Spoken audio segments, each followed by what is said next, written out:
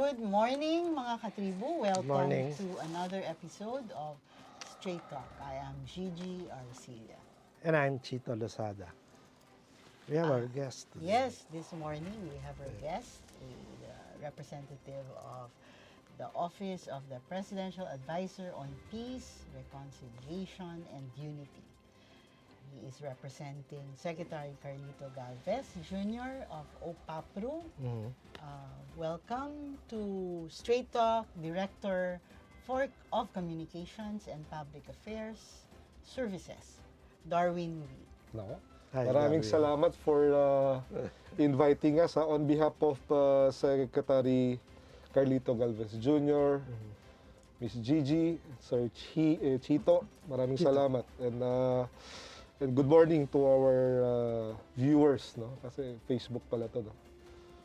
At we are celebrating the National Peace Consciousness Month this month. So, This month. Happy Peace Month. Happy Peace Month. And that peace should be celebrated like, whole year round. No? It's not just for this month. So it's the whole of government that's celebrating the month. Yes, it's under a EO, no? Signed by, I think as early as the time of FBR, tapos GMA, and all. So, kasi by September, kasi ang daming milestones eh. This is the time that we signed the 1996 Final Peace Agreement. It was Correct, also the yes. time when we signed the SIPAT agreement sa our Cordillerans brothers and sisters in 1986. Ano ibig sabihin ng sipat? SIPAT is a place wherein because in our constitutions, it says that there shall be two autonomous regions in the country. So it should be one in the Bangsamoro area, Muslim Mindanao, and one in the Cordilleras. So Cordillera. ngayon, what we have now is the BARM itself, no? Pero for the Cordillerans, that's what we're going to push for under this administration, for them to have their own autonomy. Yeah. I just want to ask you, Darwin. There was, during the term of President Rodrigo Roa Duterte, the government signed, he signed Executive Order 158. And I just want to know what difference or what changes had this EO regarding the peace process. What changes has it introduced? Well, one thing, it expand our mandates, no? Kasi dati we are just focusing a government agency that is tasked basically to negotiate political settlements among rebel groups, no? But beyond that, you have to build a constituency that supports the peace process, because peace is very broad, no? It's not just the absence of armed conflict, but you have a constituency that can create that conducive environment of peace, wherein peace negotiation, the implementation of the peace agreement can flourish until we fully implement what we have agreed. So, it now, part of which is really to create that reconciliation and unity. Hindi lang more on the peace works that we are doing. But ever since naman, we are already doing that eh. And during the time of PRD, when he appointed Secretary Carlito Galvez Jr. as his presidential peace advisor, it is the first time when we saw that document that says that you're being appointed as presidential advisor on peace, tapos merong dalawang words, reconciliation and unity. Before kasi, ang nakalagay lang, presidential peace advisor or presidential advisor on the peace process. So ngayon, our office needs to sync because our office supports whoever the presidential advisor on peace, reconciliation, and unity. So we have to align on it. So last December, PRD already signed that EO, expanded. So our role more now is more on integrator, no? So we function as, parang sinasabi nga ni Secretary Galvez, we are like a one-stop shop for all government agencies that are implementing the peace agreements, such as TESDA, DSWD, DA. So we have a separate EOs for the Bangsamoro. The EO for the Bangsamoro is EO 79, no? Then you have also an EO for NTF-ELCA, the whole of government approach. We are partner as a cluster member, as a co-chair sa localized peace engagement. So it's more on that, the policy direction. So yun yung role ng ahensya ngayon. So speaking of the Bangsamoro, Yes. you mentioned a while ago. So what are the updates on the Bangsamoro peace process?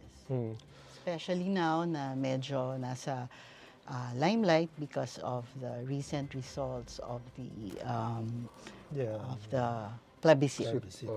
Oo. For a start, no, the Bangsamoro peace process began during the time of Ferdinand Marcos Sr., no, President. No.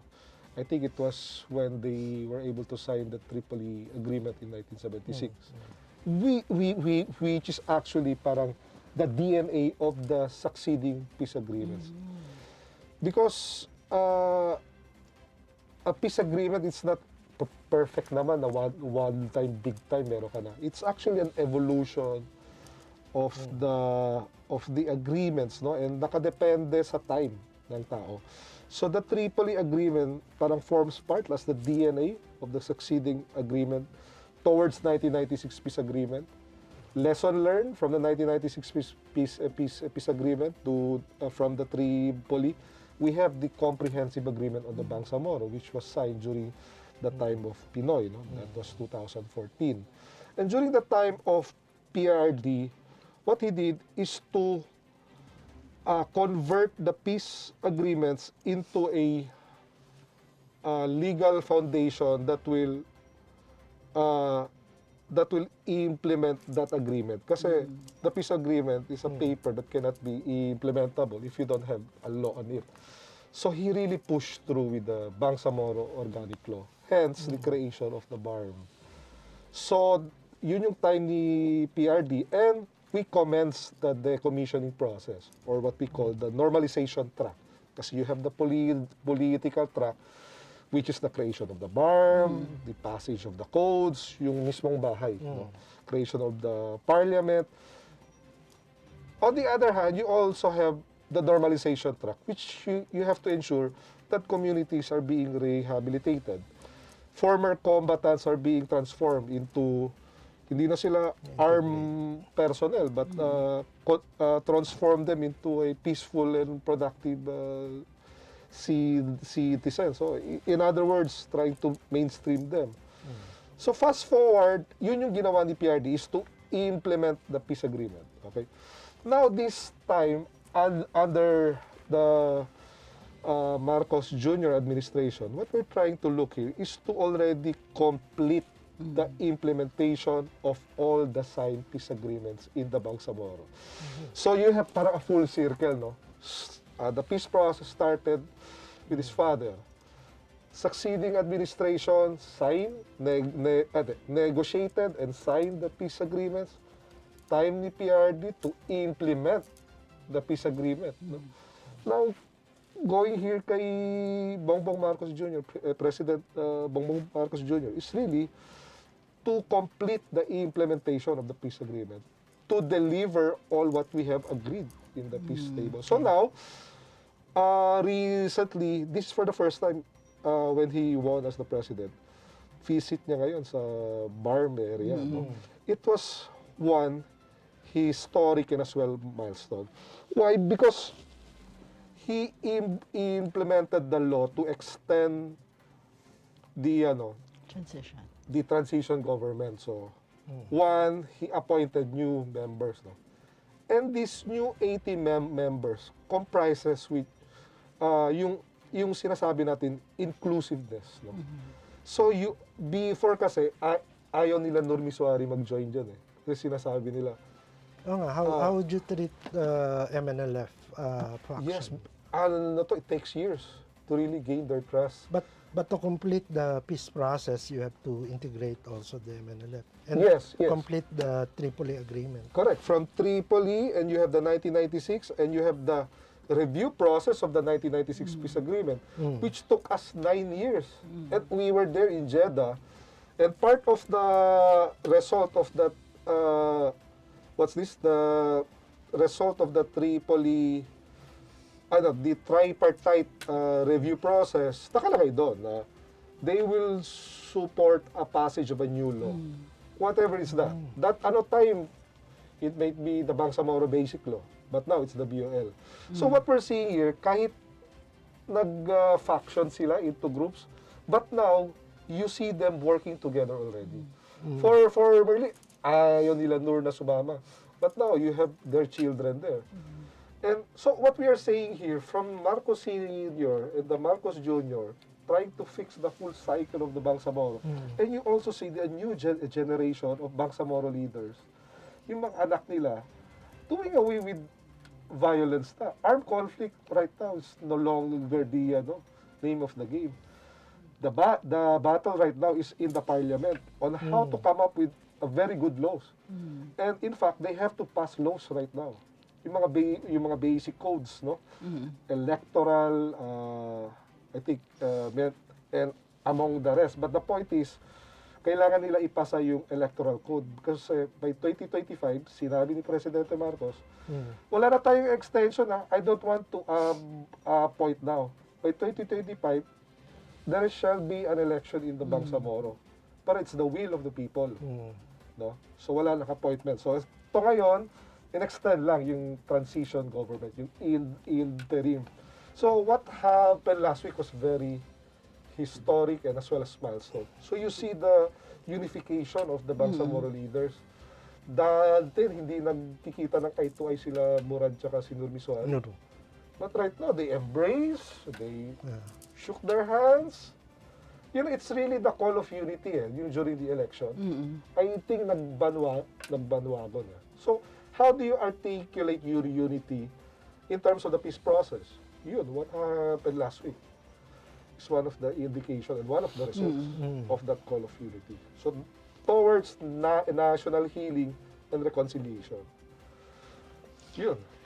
Ang galing ni Director Darwin kasi hindi ko pa tinatanong, sinagot na niya. So my question was supposed to be, how was the He historic, anticipated. ang galing niyang reading my mind. So question ko sana is, how was the historic inauguration of the new BTA? I mean, some were very teary-eyed, no? Because they never thought that one day, Nurmiswari, Murad, and even Sema, and even the President will sit side by side. And naka-holding hands pa eh. I mean, it only shows they do away with their differences, personal ba or ideological, but they have a common vision. It's really to advance the welfare of the Bangsamoro people. So right now, you are seeing a new generation.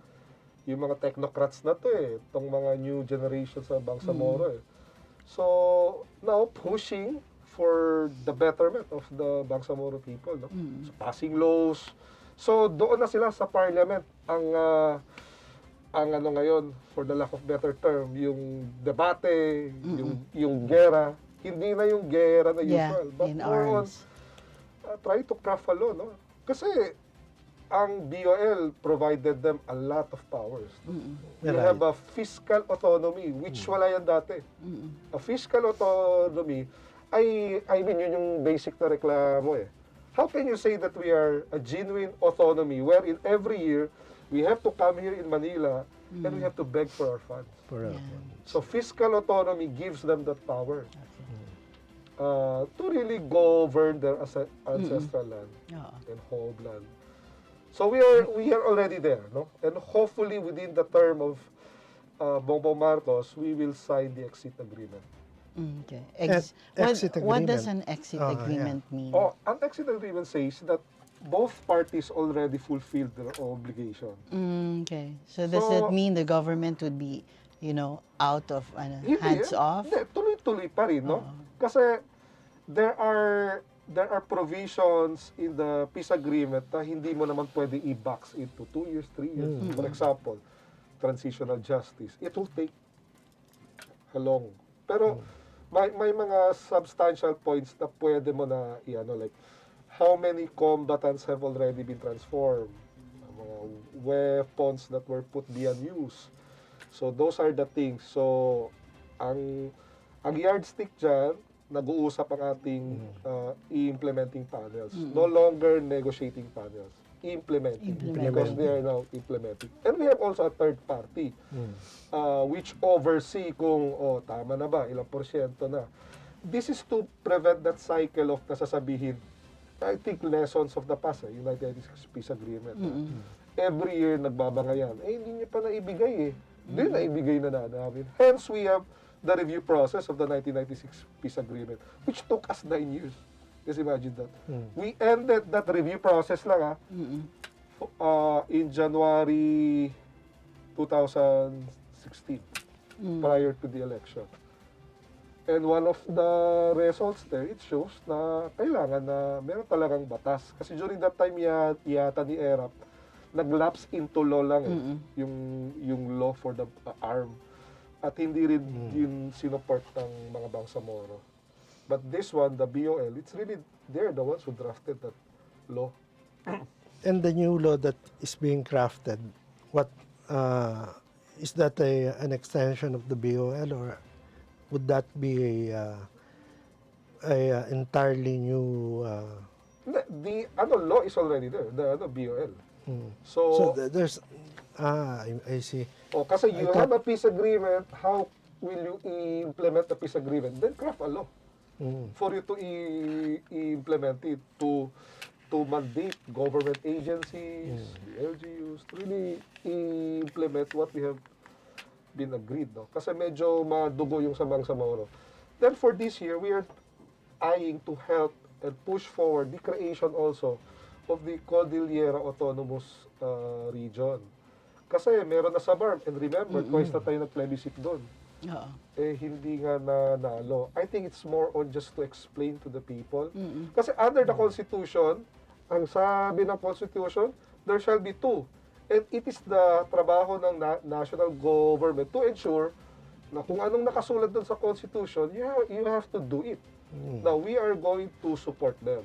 So do you have a timeline for that to realize na mga broad stroke, kasi last week we were in Baguio, specifically in Mount Data, sa mountain province na to. This is where they signed the SIPAT time pa nila Cory 1986.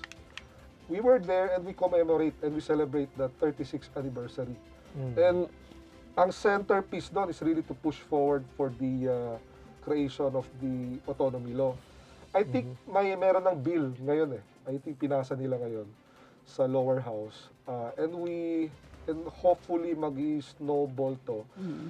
At the end of the day, it should be their aspiration The people should own this Kasi makikita nila ang benefits if you're an autonomy compare being administrative lang sila ngayon So much less, mas lesser yun Magiging parang na rin, Bangsamoro. And partly it can be patterned to the Bangsamoro kasi itong Bangsamoro we can get a lot of lessons here. So are you looking at, before, within 6 years? Yun yung target. So by kailan ba ang national presidential election? 2028. Siguro by that time they can have their first election in the Cordillera Autonomous But Region. looking at yung developments yung sa Bangsamoro, did it take them like 6 years as well? Yeah. Parang more. It took Kasi them for the more. Bangsamoro, kasi when the CAB was signed in 2014, meron na kasing version yung BBL President Pinoy created a commission to draft the basic law. Ang tawag pa doon, Bangsamoro Basic Law. BBL. And unfortunately, Mama Sapano happened. So there was a national outcry and all. So hindi na ipasa nung 2015 and towards 2016. And that time kasi, election nagpepwestuhan yung mga kandidato, mga politician, at sino yung medyo kontrabida, talaga they will use that line to throw against the previous administration. But fast forward, ginawa naman ng paraan ni PRRD at pasa. Kaya nga, based on the lessons in the Bangsamoro, we can apply it sa Cordillera. Mga missteps that we can already prevent. Diba? So, yun, siguro, there can be pattern, meron din sila fiscal autonomy, etc. No? If they want a parliamentary form, why not? Kung anong gusto nila. Kasi it's at the end of the day, kung ano ang aspiration ng mga tao nito, no? To chart their own destiny. But same level ng challenges. You know, you expect the same level of challenges, you know, working on the There are autonomy. some, but I think, ang feeling ko lang this is my personal mas less siya kasi sa Bangsamoro kasi, meron kang contiguous area na yung may mga neighboring LGUs parang ayaw talaga. Like in my birthplace, Zamboanga, ayaw talaga to be part ng Bangsamoro. So, you have that resistance. Pero sa Cordillera, I mean, demarcated na eh. Ano ba to? Abra, Benguet. Meron na yan eh. So, all they have to do is just to pass the bill or pass the law and check on it kung ano bang mga kulang pa doon na pwede i-replicate na meron na ngayon sa Bangsamoro. So, it's a working in progress. So, we will engage them. Kasi sinabi ni Secretary Galvez when we were there, sasabi niya, let's push for this. Kasi yun ang sabi ng Constitution at yun yung gusto ng taong bayan. Siguro may failure lang ng dalawang plebisito doon. Siguro hindi lang talaga na, I'm not sure, na explain well kung ano ba ang magiging itsura ng autonomy. Ano ba ang magiging benepisyo ko pag autonomiya na tayo. Yung mga ganun. Agree. Who do you engage with sa Cordillera? Like in NEDA, Bangsamoro? like the NEDA, the LGUs, the governors, grabe na sila. And the civil society there is very maingay na sila, no? So what they're doing right now, they're already going sa mga barangay to really explain kung ano ang magiging benepisyo ng if we will become an autonomy. Kasi meron ng bill eh. All they have to do is just to explain the bill. So, we have a very interesting discussion, but we have to pause for a while. Yeah, we'll know more from Director Darwin Correct. when Straight Talk returns. Sa likod ng aming mga pagsisikap, hangad namin ang maiangat ang bawat Pilipino. Magbigay pag-asa.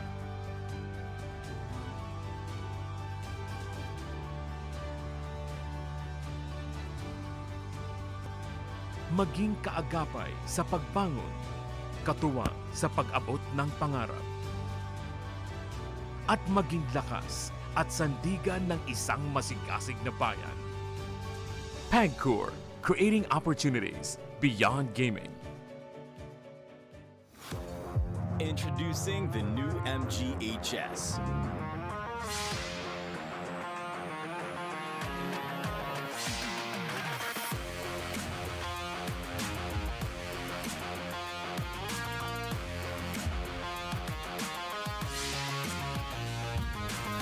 Drive it, ride it, flex it. Aim higher with the new MGHS. Welcome ka dito sa SM. Come as you are. Mahilig ka man sa pabago-bago o sa paikot-ikot. Yung nag-a-adulting or parenting. Ikaw na kulot, white-haired, purple-haired, kayong magkaibigan na nagkaibigan. Buong barkada. Yung gusto mo, chill lang. Or gawin yung feel mo lang. We know you're changing. So we're changing with you. Come on in. We're all in. At SM, you're always welcome here.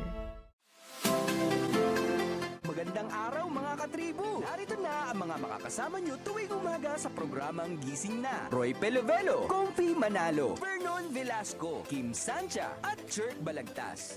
Abangan ang programang Gising Na sa Facebook page ng Daily Tribune. Ilabas na ang mainit na kape at samahan kami sa inyong pag-almusal, mga katribo. Sama-sama natin alamin ang mga natatagong istorya sa mga latest na kaganapan sa loob at labas ng bansa. Maaari niyo rin ibahagi sa amin ang inyong opinion via Daily Tribune Facebook page at Tribune Now sa YouTube.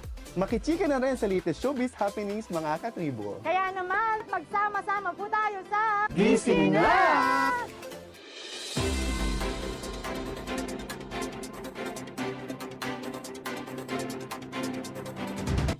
So we're back. Welcome back to Straight Talk, and we are still with Director Darwin Wee. And before the break, we were talking about the possibility, the timeline of The decommissioning process. the autonomy. The autonomy of the Cordillera, replicating what happened to the Bangsamoro. So. Director Darwin? Yes. Yeah, so during the break, we were talking about decommissioning. So I would have to ask you, ano ba yung updates on the decommissioning? I learned that this is the third phase. Foremost, what is decommissioning? Para mas maintindihan ng ating mga taga-subaybay. Under the comprehensive, now we are talking under the context of the Bangsamoro peace process, no? So under the comprehensive agreement on the Bangsamoro, you have two tracks there, one political track and one normalization track. The political track is the passage of the law, the creation of the BARM, the creation of the parliamentary form of government, etc. Yun. Yung isang track, it's really to normalize the situation on the ground because of years of armed conflict, guerra, and all. Hence, you have the term normalization track. Normalization track consists a lot of several components. No? Number one component doon is the security. And part of the security is to decommission former combatants of the MILF.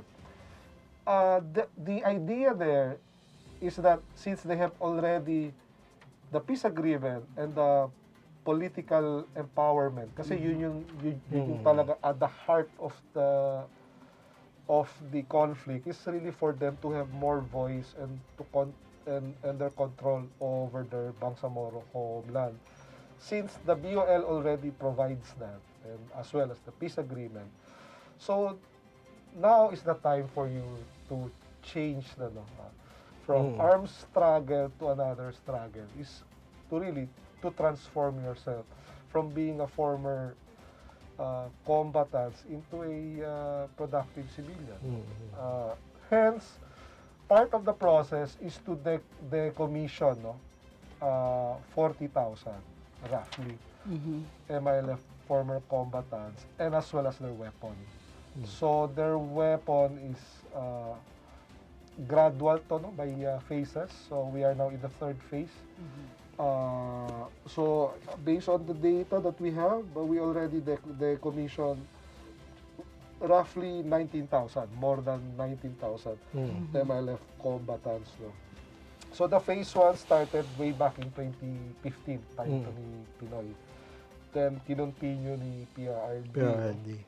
And now, under the Marcos administration, we expect to decommission another 5,500 in the latter part of this month. And as well as nasa roughly 2,000, if I'm not mistaken, weapons that to be put beyond use. So if 19 yung na-decommission na, plus another 5 this month, so that's going to be 24,000. So we're left with 36,000. 36. I no. 16,000. So we're left with 16. Yes. So are we looking, so yung 16 na yun na naiiwan pa, mga kailan mako-complete yung 40,000? Yeah, both the implementing panels of the government and the MLF wants to fast track this, no? Siguro, continuing naman to eh. Siguro, I am not sure of their timeline right now, but the point is before the signing of the exit agreement, matapos na to. Kasi remember, part of the normalization track, isa lang ang decommissioning sa isang component which is security. And you have other components there, socio-economic, transitional justice, confidence building. Yung part of the confidence building is yung we don't call it integration, but it's really to provide them the chance to be part of the PNP. And in fact, last time we had an exam for about 11,000 yata, nag-take ng exam eh. And, I am not just sure kung ilan yung nakapasa doon, but it gives them parang 3,000 yata sa MI na accommodate, no? But they have to take the exam. Tapos na-waiver lang yung educational kasi pwede pa sila mag-aral. I think a portion of the height, I am not very sure. But the point is, they are given the chance to serve now, being a patrolman and patrol woman, no? And not just for the MI, but also to include the MNLF.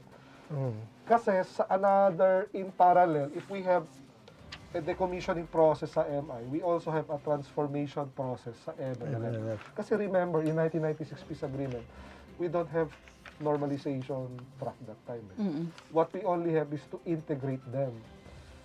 Ang parang strength yata dati ng MNLF is for about 14,000. And na-integrate lang sa PNP and AFP is about 7,000. And where are the rest? Yung 7,000. Kasi armado pa rin. And you have the tendency like sa Bangladesh and all. So part of which the peace agreement now is kung may normalization track ang MI, we also have the transformation process sa MNL. To which Secretary Galvez just went to Sulu over the weekend, no? To provide a information drive kung paano magiging proseso ng transformation program. So, livelihood kasama doon sa kasama po yan. And even yung we are not just transforming people here or the combatants, but they're also families to also include their communities. So you have to change that from being a camp into peaceful and resilient communities. So tatanggalin mo talaga yung mindset ng armed struggle and all. Because there is no need for that. You have already the barn there. And you can, kasi dati nagrebelde lang dahil walang boses. And tendency, shortcut ka ngayon, armed struggle para mapakinggan ka ng national.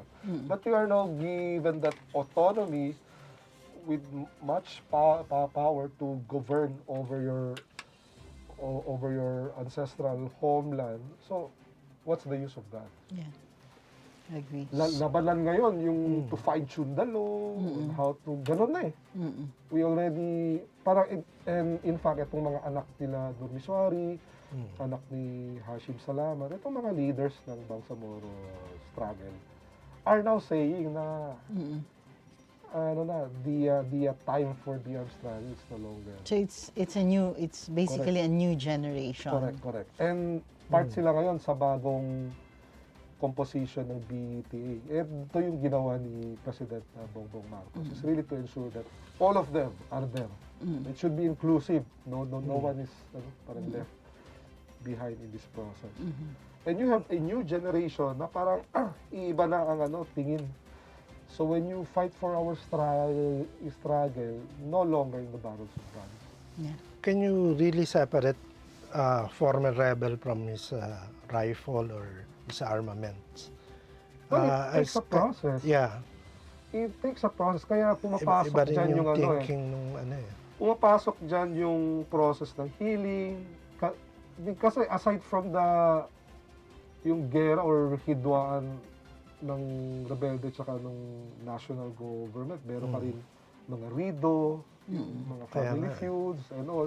That's why part of the normalization track sa security component, meron doon yung for the creation of joint policing. So it's pero lang to, parang interim while you are being the commission, you have to ensure that your communities are also safe. So it's a composition of PNP, AFP, and the MILF guarding your communities. Kasi volatile pa. Oo. Kasi gano'n naman eh. Pero ang sabi nga ng former chief negotiator, si former chief negotiator Professor Miriam Coronel, sabi pa niya, usually daw, ang peace agreement, pag na-sign mo yan, mga less than 10 years, may mag-challenge talaga. Gigiba. No? Pero what we are seeing right now, 10 years. Sa Moro, hindi naman siya perfect, but we are there. May mga konting delays, but we are there. We are achieving milestone upon milestone. And what happened last week is very historic, that you will see them in one roof, yung mga former foes na hindi nag-uusap, mga anak. Itong mga anak kayo, they're trying to end that cycle of animosity. Kung ano mang hidwaan ng mga tatay nila. But in our generation, we should stop this kasi hindi na siya So, curious lang ako. We were talking about numbers. You said na 40,000 yung i-decommission.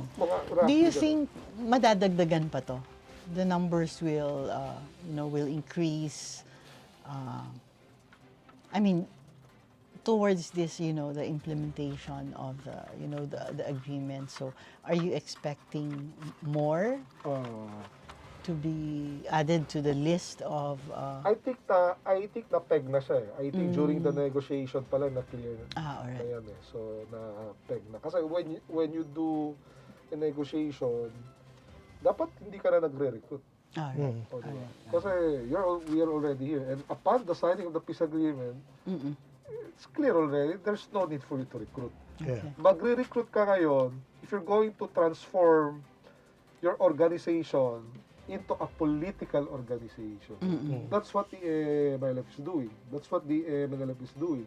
For them to win, to have a seat in the parliament, you are no longer parang a revolutionary group na. It's a political party na ngayon. Winning the hearts and minds of the people. Sa akin pa kanina, the Presidente, how can you ensure that you can win in the election? Isa lang yan, you have to perform.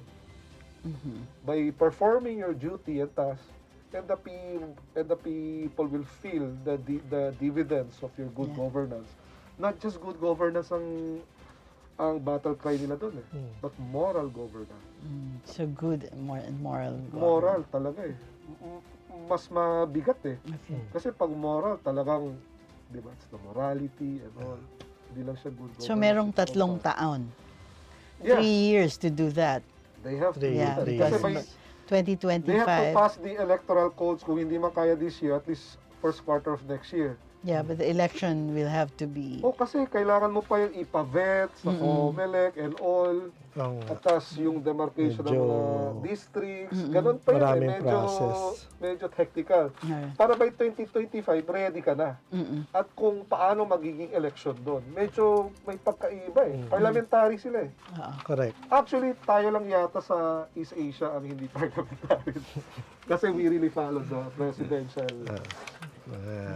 So yun, So we're talking of, I want to touch on the other, the more harder portion of the peace process. Engagement. Peace engagement. So kasi naman, ang Yung ating peace naman, it's revolutionary not just, with the Bangsamoro. Correct. So there are other groups that we have to engage with. So I want to get an update regarding the communist rebel negotiations. Are there any? Alright. As a background or context to this, rewind muna tayo. At least sa time ni PRD, when he was the president, talagang hopeful lahat that we can already strike a peace deal. Parang malapit na. Movement. However, unfortunately, while we negotiated peace in the Netherlands, continuing pa rin yung harassment and mas lumalaki yung mga, hindi ko alam kung ano ba tawag nila, yung mga ground, parang ano in the military you call it the brigade and all. I'm not sure how you call Guerrilla it. fronts. Guerrilla Yun, fronts. guerrilla. May gano'n na pattern. Every time we engage them in a national peace negotiation, mas lalo lumalaki.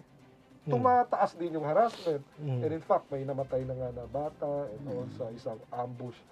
I think somewhere in Davao del Norte yata yun.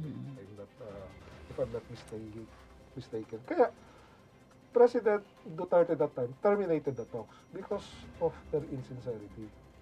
Then came the localized negotiations. Oo. So sabi ni President, how can we really address the root causes of this conflict, no?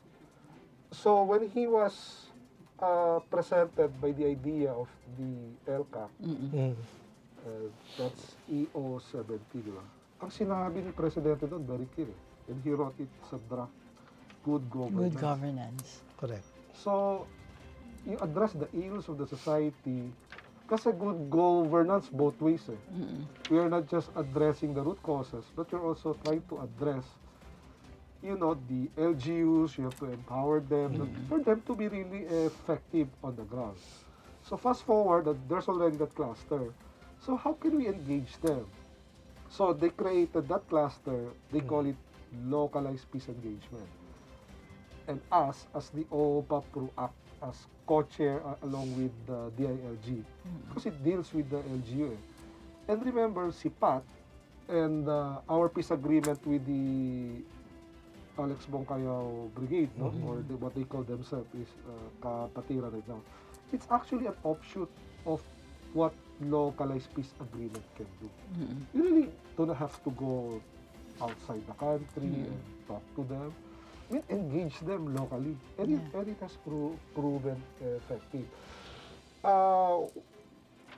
Ang sabi, based on our data, we have roughly 14 localized peace engagement ngayon ongoing. 1/4. 1/4. No? So, one of these are, and at least roughly 1,687 former rebels have already been provided with social insurances, no? And very particularly in Zamboanga Peninsula, kasi during at the height of the negotiation, ang taas, we have roughly 6 guerrilla fronts there, or 7 pa nga eh. But right now, yung 6 na yun, na-dismantled na yun eh. And yung isa, parang nasa 34 na lang yata yung member. Kasi, we engage the community, the LGUs, the church, the civil society, engage with them and talk to them. How can we help address this problem? So, kaya siya dahan-dahan na dismantle. So, what we're saying here, the only way for us to really solve the problem with the communist insurgency is to engage them in the local peace dialogues. Direct na. Hindi na kailangan yan. Kasi may mga peculiarities rin eh. Iba't ibang area, may mga needs na hindi naman pwede sa ibang area. So that's how we strengthen it. Engage more with the LGUs, with the civil society, and all. So, not just a full of government, but full of national engagement. Pati private, the civil society. Kasi at the end of the day, they will also benefit from this. Diba?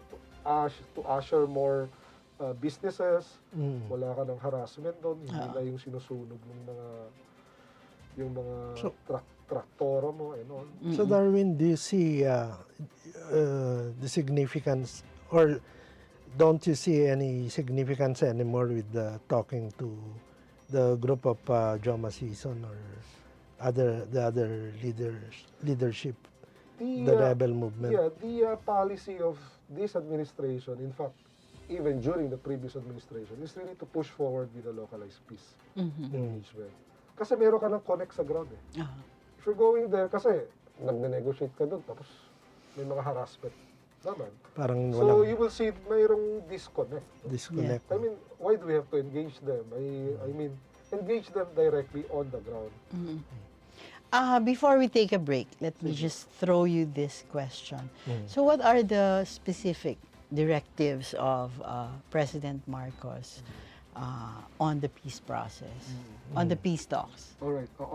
So, under this administration, ang pinaka-bottom line dyan is that we are already done with some of the peace negotiations. We have already signed the peace agreement. Under this administration, we have 5-point peace, reconciliation, and unity agenda. Just let me read that, no, para hindi ako magkakamali. So, the 5 is the first, is the completion of peace agreements with the MILF and MNLF towards healing and reconciliation in the Bangsamoro. So, very clear. The agenda 1 is for the Bangsamoro. It's the completion of the peace agreements, no? The implementation of the peace agreements for us to achieve that healing and reconciliation in the Bangsamoro. Correct. 2, ending of local communist armed conflict by expanding the transformation programs for local conflict peace process. So, while we engage them in a localized peace dialogues, we also already transform. Gaya lang ng ginawa natin sa MI, may commissioning process, meron din pong ganun sa former combatants ng communist movement. No?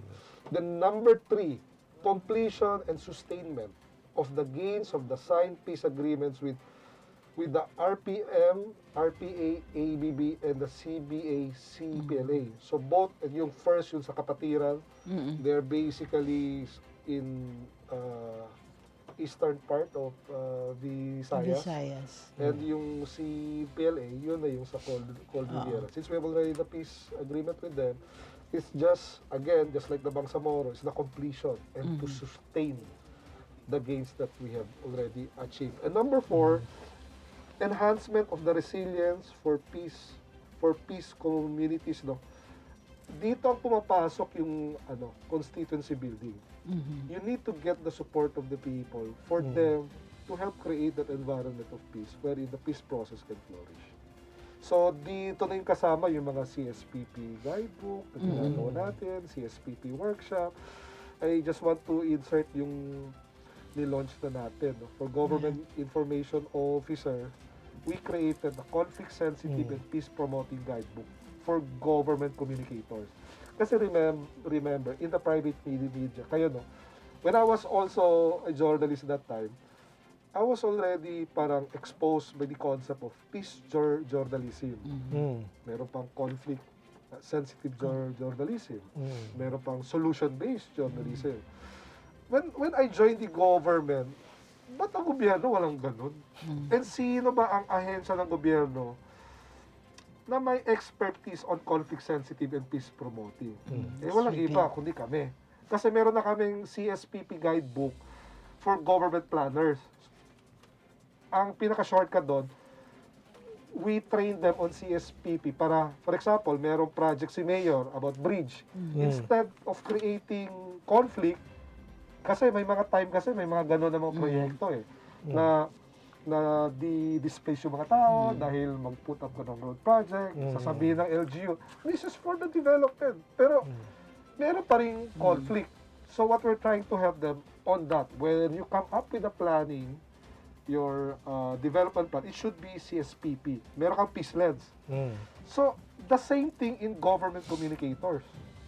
So sa private media kasi, how can you say that your article follows the principle of peace journalism? Kasi after you read the article, hindi lang galit. Kasi paminsan ganun corrupt talaga to siya, Hindi lang hanggang doon. But it encourages you to think, how can I also solve kaya to? Because the article provides not just the two sides of the story, but getting all sides of the story, focusing on what could be the possible solution to this. So that's toward peace journalism. Yun yung na-learn ko dahil sa mga workshop and all. Civic journalism. Yeah, yung mga doon. I'm pretty sure Daily Tribune's really following that. So then lastly, and ito na nga, inunahan ko ng sarili ko pala. Yung lastly, the enhancement of delivery of CSBP compliant socio-economic intervention in addressing the key drivers of conflict through convergence and completion in support of the peace process. Ito yung pamana. Hindi lang siya usual socio-economic program, pero meron siyang peace lens. Pumapasok siya sa mga areas at talagang bugbog sa gera. So, meron ka mga proyekto dyan na to de-escalate the conflict. To bring down the level of hatred, to bring down the level of animosity. Hindi lang siya usual na naglagay ka ng solar panel and all. Meron siyang peace lens. Development project talaga. Yeah, development project with peace lens. Na it encourage the community to talk and have the dialogue. So, ko, di ba? Okay, so let's take a break. So, Straight Talk will be back after this after a few reminders. Josel Dariaga po. At Maita Basa David. Matapos ang 92 centavos na decrease noong July at August, may increase na 39 centavos ngayong September. 9 pesos and 94 centavos per kilowatt hour ngayon ang overall electricity rate. Dulot ito ng pagtaas ng fuel prices at peso depreciation. Para naman safe kayo mula sa scams na nag-aalok ng bill discounts. Sa Meralco payment channels at official payment partners lang mag-transact. Ngayong typhoon season, Imayin nyo na! Ah! dapat handa. Essentials ang emergency lamps at power banks kagaya nito. Look for 10,000 mAh for phones at 30,000 mAh for tablets. Para brownout man, may power ka. At kung mag-brownout, i-report nyo sa amin anytime. Hanggang sa susunod na Meralco Advisory.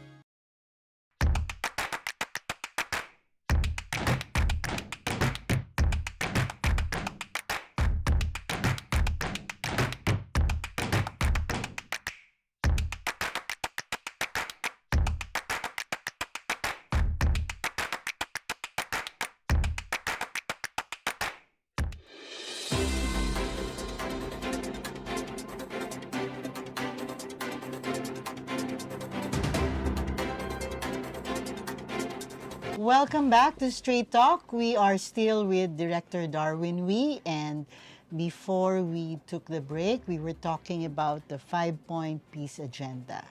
Correct. So, malapit na tayo mag-wrap up, Director Darwin, and mukhang kulang ang ating oras. There's so much to talk about peace. Yes. So, ano ang mga developments ngayon sa ibang peace tables? Okay. So, well, we already talked much more on the Bangsamoro. We talked on the Cordillera, the communist insurgency. Ang hindi ko lang yata na-touch yung sa kapatiran mostly, no? So, what we're doing is also yung transformation from... What is, ano yung kapatiran? For the benefit of our viewers? Previously, they are part of the communist movement. Kagaya lang ng CPLA, yung Cordillera People's Liberation Army.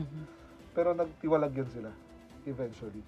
Kaya yung Alex Bongkayo Brigade and all. So we have a separate peace agreement with them. So ngayon, what we're doing is really to complete the delivery of the peace agreements we signed to them. I think sinabi nung isang party list who was a former leader of that group, ng Kapatiran. Actually, sinabi niya, kwento niya, Dakak is one of the, it's not Dakak, Boracay pala. Oh, Boracay. Kasi part yan ng area nila. At that time, hindi makakapasok yung tao dyan dahil gera nga sila eh. But because of the peace agreement, because of the signing of the peace agreement, it's now a It's a tourist destination. In fact, number 1 yata. So, yun. Then, I would just like also to touch the amnesty, no? Kasi, previously, time ni PRD, he releases a lot of proclamations na kung pwede yung mga amnestiable para mawala na yung mga kaso nyo and you're a born again ba na parang wala kang na-commit na crime, no? So, maraming proclamations yun. That's for the members of the MNLF, MILF, and the Kapatiran, no? And also yung sa communist insurgent. Kinongkor na ng lower house at saka ng Senate. Isang proclamation lang ang hindi pa kinongkor ng Senate. Yun yung for the communist insurgency. So, we are pushing for that now para matuloy na po yung amnesty na commission. So, what we're looking at is that according to Secretary Galvez when he was interviewed last time, he's looking at 8 to 10,000 na pwede i-amnesty na members of the MNLF, MI, RPA, ABB, and sa communist insurgency naman, out of the 26 na... Mga ano yan? Mga detained? Hindi, naman, may surrender. Surrender. We don't use the term surrender. Those who... Return to the fold of the law. Yung ganun. Oo. So, and yung may mga kaso na yun, it's based of their political, pero hindi na makasama yung rape or Or may mga criminal cases. Mga heinous crimes, hindi na makasama. Kasi yung mga iba, amnestiable na eh. Like, si Secretary Galvez mismo is a product of, kasi nagrebelde sila dati, time ni Cory. But he was pardoned by FBR. Just think of it kung hindi siya na-pardon. Diba? Marami kasing mga highly potential na tao. And it's just because of that time, yung ideology nila, hindi... On both, ano yan, communist, the left wing, tsaka right wing. So, how many all in all? Ang tinitignan natin 8 to 10,000 for the... Combined na. Combined, no? Then around 1,500 initial for the communist insurgency. So 11. So mga ganun, mga 11,000. So are we looking at a certain time that, you know, the implementation of this? I was earlier informed that we have already submitted our recommendations to the palace kung sinong magiging commissioners. So we are just awaiting for that. And we are also awaiting for the Senate to already concur for that proclamation na maisama na rin yung mga miyembro ng communist insurgency. Kasi sila lang ang hindi pa na isama. Yung lahat, kinongkor na nila kung anong nung sabi nung former president na i-amnesty nyo na yung MNLF, MI, yung kung sino pa dyan, and maraming series of proclamation. At kinongkor na ng lower house at ng Senate, except for the communist insurgency. And we are really pushing for that. Hopefully, you know, in these months to come, magkakaroon na. At magkakaroon na rin yung commission na yun. Yung amnesty commission, would that be an interim body? Like, kung, so hindi siya magiging main part ng... I'm not sure. Parang hindi siya constitutional body. It's a body under the office of the president. Kasi ang OPA puro ang magiging secretariat. Kasi ang may mga members dyan, mga ex-officio. DJ, secretary, ganun din.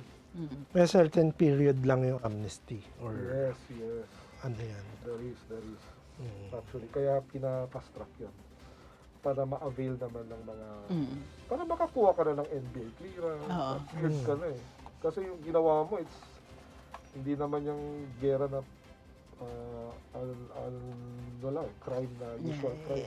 It's an issue of ideology. Ideology. Yeah. Political. So hindi kasama dyan yung mga prisoner na may mga drugs kaso ng murder, hindi siya kasama. Mga heinous crimes, hindi siya kasama. kidnapping. Yeah. So, as we wrap up today's show, let's ask, we have a final question for Director Darwin.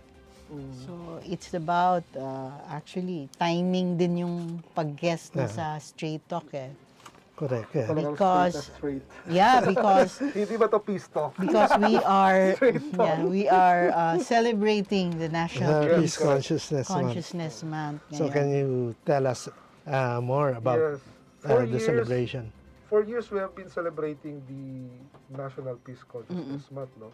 And our theme for this year is pagkakaisa at paghilo, di ba? Unity Paghilom. and healing. Healing. Oh, di ba?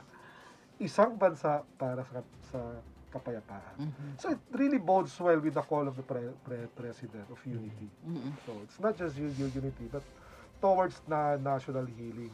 Kasi galing tayo sa isang election na napaka di ba? So divisive. So for this year, so we already we started the National Peace Consciousness Month nung September 1 in the Quezon City Memorial Circle, wherein we usually bang the peace bell kasi yun na yung naging traditional and we have a series of activities sa Peace Month, to which already include yung maiden session ng BTA at kung ano-ano pa. In fact, as we speak ngayon, we have a peace caravan in Holo Sulu. And Sulu, by the way, right now is really doing well. It's not the Sulu of the past na medyo takot-takot ka. I mean, si Ma'am G and I usually go to Sulu and Tawi-Tawi before. But if you have the chance na pumunta ka doon, ang ganda na. Oo, talaga. The seafoods Pwede and the nang beaches. punta ng mga foreign tourists. Meron mga nightlife doon eh. Sige. Yung sa along the sea, shores, ang ganda. And you will see the beautiful sunset in Sulu. Kasi yung mga unspoiled pa yung mga dagat pa. Hindi na siya, very different from the place na pinupuntahan natin before. And you have a direct flight na ngayon, na re-establish na naman. Hindi na siya nag-brown out ng mga bandang early evening. When I was there, wala naman. Wala na. Oo. Pero, di ba dati kasi parang, takot ka kidnap, mabomba. How do you assure? Pero ngayon wala na. By 5 o'clock, kailangan nasa hotel ka na. Di ba ganun dati? Ngayon wala na. Kasi, and even in Zamboanga, when PRRD came into power in 2016, wala nang bomba-bomba sa Zamboanga. That I can, Di ba? Wala nang kidnapping ngayon. Narinig ka pa ba? Doon. Doon, di ba? I think the last time we had, prior to Marawi Siege, sunod-sunod yung kidnapping sa mga international boats na dumadaan sa may Sibutu. Sibutu Strait is just like the strait sa may Singapore area, Malaysia. Malacca ba? Strait. Malacca Strait. So, kasi ito yung pinaka maliit na parang kanal na they have to pass by. Ito yung route ng mga boats from Australia, New Zealand, dumadaan dyan eh. So, North Borneo and Tawi-Tawi. It's very thin line. So, ang daming hina-hijack dyan. Pero ngayon, wala na. Nasa ibang lugar na yung mga kidnapping. So, anyway, yes. Di ba, sa Bulacan, sa Batangas. Lumipat dito.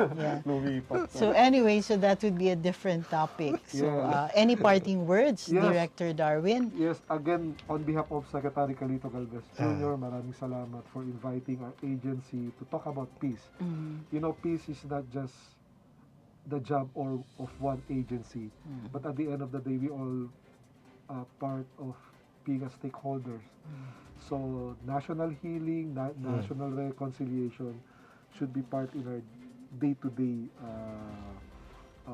ginagawa, and we invite, the Filipino people to continue to take the path of peace in our country.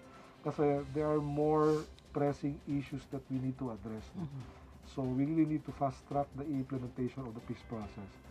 And we cannot achieve that kung walang suporta ng taong bayan. Yeah, well said. Yun, maraming salamat. It's been our honor, Darwin. Sir, So, thank you for joining us. Thank you so much, Director Darwin, for joining us today. And thank you, mga katribo, for tuning in. Watch Straight Talk live every Tuesday at 10 a.m. on Daily Tribune's Facebook page and Tribune Now on YouTube. Once again, I'm Gigi Arcilia, I'm Chito Losada. and this is Trade Talk. We would like to thank the following: Araneta, Pag-ibig, SM Supermall, Veteran, Divina Law Offices, ICTSI, Xlog, Globe, Kia, PLDT, Cherry, Tanawan, Prime Homes, RLC, Pure Gold, Meralco, and SM Retail.